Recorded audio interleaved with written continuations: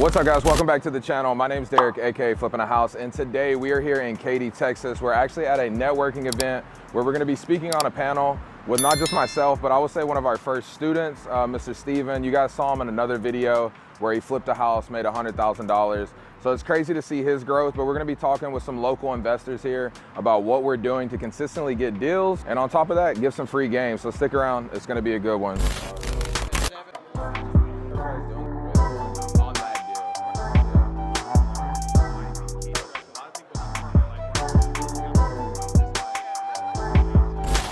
Awesome, thank you. And before we get tonight kicked off, I want to really take a moment to thank the guests here tonight. For those of you guys who don't know them, I mean, these guys are freaking killing it in today's market. I'm going to let them introduce themselves, and we'll take it from there. Gotcha. Hello. How's everybody doing this evening? Good? All right, good deal. So if you guys don't know, my name is Derek, aka Flipping a House on all social medias. I'm a real estate investor here in Houston, obviously. I've been in real estate for about 7 years now. Before I got into real estate, I like to share my story because I think exposure equals expansion.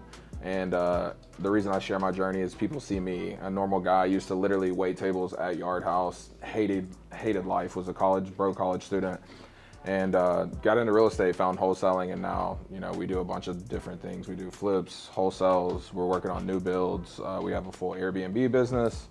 But my whole thing is I want to be very approachable. So even, you know, while I'm up here, if we do questions, if you guys have questions, like this is literally the time, because how I learned real estate or how I found this thing called wholesaling is through a Rich Dad seminar. It was really a sales funnel where they were charging $50,000, and I'm probably going to give you guys way more information than they did over that whole weekend because they were just trying to close me. And, for me, this is a very full circle moment because if you guys don't know my journey with Steven, I helped him close his very first deal while I'm on the way home from my wife having a baby, because that's how committed I was to his success. And to be up here with him is just like full circle. So he has a wealth of knowledge as well. So I'm just happy to be here, and Louis is the guy too. Thank you. I'm going to go ahead and kick it up. The format of today's event is I'm going to kick it off with a couple of questions, and then we'll give the crowd, you guys, opportunity for Q&A. My first question to you guys is, it's a crazy market. I mean, things are incredibly wild. And just for the crowd, by show of hands, who here has done one or more deal? Raise your hand. Right. Woo! Give yourself a hand. Okay, who has not done any deals? Raise your hand really high. Right. Okay, all right, so we got a great mix. For those of you who haven't done any deals, guys, I want you guys to go back in time, and then we're going to kind of come back here. When you were first starting, what were some of the struggles that you felt, and what did you find the turning point to be in your lead generation that kind of got you to the level that you're at now? Gotcha. So I'll go back to like getting started. So for me, I went to the Rich Dad seminar that I told you guys about. And then I came home, I was all jazzed up, I found bigger pockets, and I did nothing but learn everything I could about real estate for 8 months. And then one day my girl was just like, hey, this is cool, either take action or shut up about real estate. I don't care which one you choose, just pick one. And for me, that was the swift kick that I needed. So I started out by sending mailers, and what happened after that is I only sent out 30 mailers. Don't expect this to happen, but I sent out 30 mailers. And I got a lady, she was really motivated in Katy, nice house. I just had no idea what I was doing. I offered like 20,000. I probably could have offered like 70, but it had foundation issues. I was scared. Legit almost had a panic attack on the way to the appointment, because it's like, we talk about it, but like my girl was like, are you sure? Because I'm like hyperventilating. I'm a very calm person, but I was like freaking out. But I did it, right? Like I went, I faced my fears, I made the offer, and the lady was very nice and called me back and said, hey, this isn't gonna work, it's way too low, but thank you. But it made it real, right? Because I was just one step closer. So I saw a lot of people raise their hands of like, you guys haven't done a deal. By being next to, like, you're literally sitting next to people that done deals, you're already in a better place than I was, because at that time I didn't know people that did deals. I didn't know anything. So that was the end of 2015. In 2016, I made a personal goal with myself that I was going to be consistent. And from January to June, I probably went on like 20 or 30 appointments, no idea what I was doing. Got to my breaking point again. It was literally like my 5 feet from gold.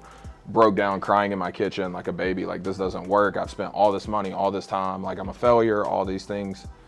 Probably that Steven felt. But you know, it's a reality, right? Like these are the things that you're gonna go through, right? When you say that you want something, you're gonna get tested by whoever you believe in, that do you really want it? And my girl, once again, was just like, hey, look, we've committed this much, keep going. Literally on my 24th birthday, 7 days after that, I got my first deal and we made $8,000. But I say all that to say, if I wasn't consistent for 6 months and committed, I don't think I would have ever gotten a deal. And I did direct mail, handwritten letters. I learned how to basically create a little print house off of a $50 printer and mail merge. And yeah, I just did that for 6 months. And finally got a deal. That's how you broke through. So now I'm going to pass the mic back to you, Derek. And what I want to ask you is, as you kind of went through your journey, kind of give them the backstory of your progression through, wow, I got my first deal. I made $8,000.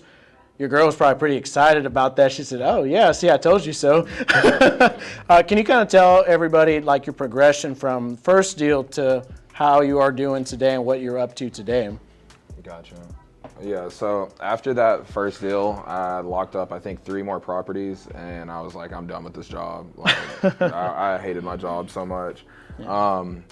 So I quit my job, went to Mexico for a week, life was good, and then I got very lazy. And so basically those first 2 years was a roller coaster of me making money, going broke, making money, going broke.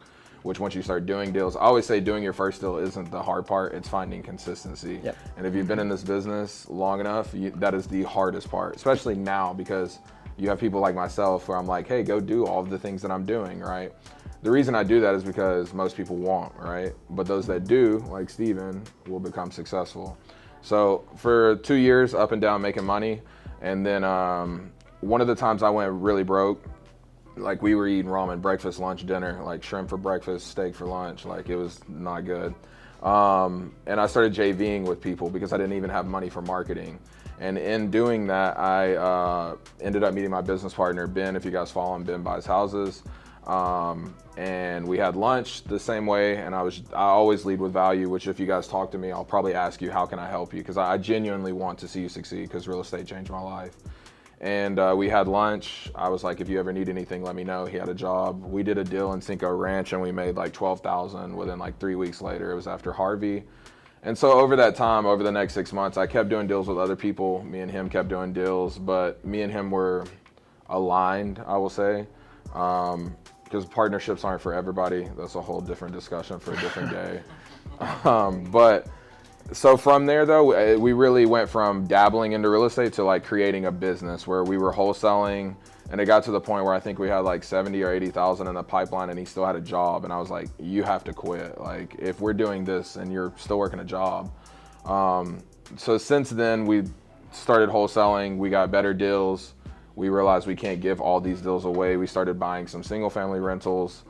Did that, and then I got into rooms with smarter people and they're like, you know, you can make more money if you flip some of these. So then we started doing that, and then that just kind of turned into its own thing, and I kind of fell into my Instagram tag, where like now to this day, I think we have like 15 flips going on.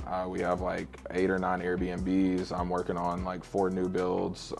We wholesale 1 to 3 deals a month. So it's a natural progression, and I know people are like, they see me doing all these things, but the thing that I like to emphasize for people, because I don't want you to think like I'm up here and you're down there or anything like that, is we still do the same thing. I just find deeply discounted off-market properties. That's literally all I do. And then we figure out the exit strategy. But the old cliche of like, if you just really find a good deal, you'll find the money, you'll find the relationships, you'll find the contractors, truly stands, because the deal is the golden nugget. So even if you guys don't plan on doing wholesaling full time, I think that everybody should wholesale a deal at least once, just like I think everybody should wait tables once. It would make us all better people, right? Because I see how everybody treats people. But the point being is, if you go through a wholesale transaction, there's no better teacher of everything that goes into a deal, right? Because if you know how to find a really good deal, even if you found a really good deal one time a year, right? If you just did one deal a year, you'll still be way ahead of society. And it doesn't even have to be super discounted depending on your investment strategy.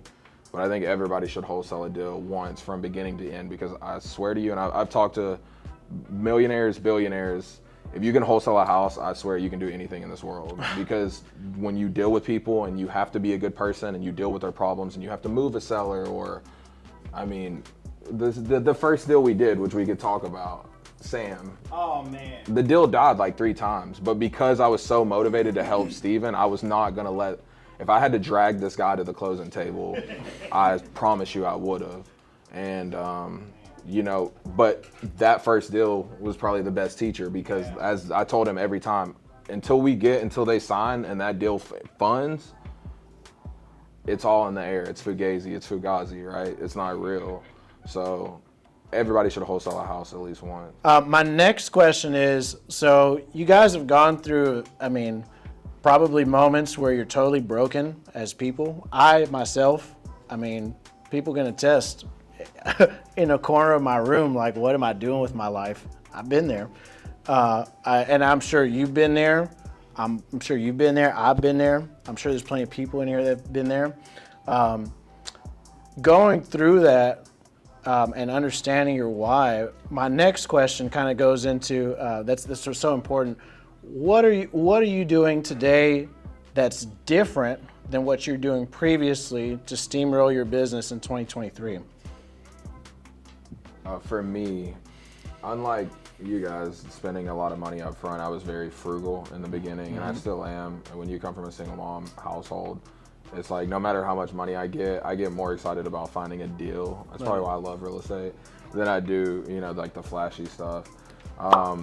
What I'm doing different, though, to say all that is I am spending a lot of money to get in rooms with people that are a lot smarter than me. And you know, these people, you have to understand it's expensive to get in these rooms, but you have to pay to take them away from their families. But the value that you can get from one conversation, you know, it's literally these little nuggets in your life that just kind of turn it like a little degrees, and then you start to notice it over a long term. So for me, what I'm doing is using social media to get into rooms with people a lot smarter than me, people that do $100 million a year, people that are billionaires, people that do 1 to 2 deals and go chill and travel the world. Like, I look at their stories pissed off because I'm like, how do I get there, right? Like, you know, like, so what I'm doing is a lot more of this, right, too, networking. I've always said that I want to make a bigger impact in real estate and just teach people. So doing more of this, right? Because it always brings me more deals regardless. I think me and Ray were talking about this before, is we always thinking like about ourselves, but when you flip the switch and you really start thinking about others and you do something right without worrying about anything in return, like, I think we got one more. I got time for one more question. Go ahead. I'm gonna take this one. Got a question here. So my question for you is, how often are you evaluating different contractors? Are you sticking with the same contractors for all your flips, or how often are you evaluating? Gotcha. So I'm very blessed. It's actually one of Louis's friends. But Ryan's a great GC, man. That dude's awesome. I met Ryan a couple of years ago. So he does a majority of mine, and then if we have like carpet paint, there's a big networking group for like one-off subs. Like in Houston, like I'm such a fan of Facebook groups because that's what Facebook has basically turned into, like a Reddit forum. Yeah. So like everybody should do this tonight. This is your guys' homework. I tell everybody this. Go into join every real estate investing Facebook group in Houston and go analyze 5 to 20 to, you could literally go back years. There's hundreds of properties, and just start looking at what a deal looks like. If you did that every day, you would find a property. Yeah. But with the contractors, always referrals, right? Like Ryan, he had a bunch of referrals. He came from a friend. And then check their work, obviously, like go see it. Don't just look at pictures, question them. And then honestly, it's a gamble, bro. Like I'm gonna be 100%. Well, I can actually, I was gonna say, Luke, he could probably give you a lot more, but for me, it's still going to be hit or miss. Those that I think that are going to succeed fail, and those that I don't, I was like, this probably isn't going to work. They've been with me for years. Yeah. Real quick, I just wanted to ask you guys, I want Instagram to know who found value tonight in tonight's meetup. Let's go. Yes, indeed. Awesome. Guys, I want to thank you guys for coming out to tonight's Real Estate Mixer. Next month, if you want to take a picture, we'll be back April 20th with our special guest, Tom Berry, talking about analyzing commercial opportunities. It's one that you don't want to miss. Tom is an incredible real estate expert. Guys, please give the guys here up top a round of applause. Loud, loud, loud. Let's go. Awesome. Love it. Well, you ain't got to go home, but you got to get the hell out of here. Everyone, thank you so much for coming out. You can network outside.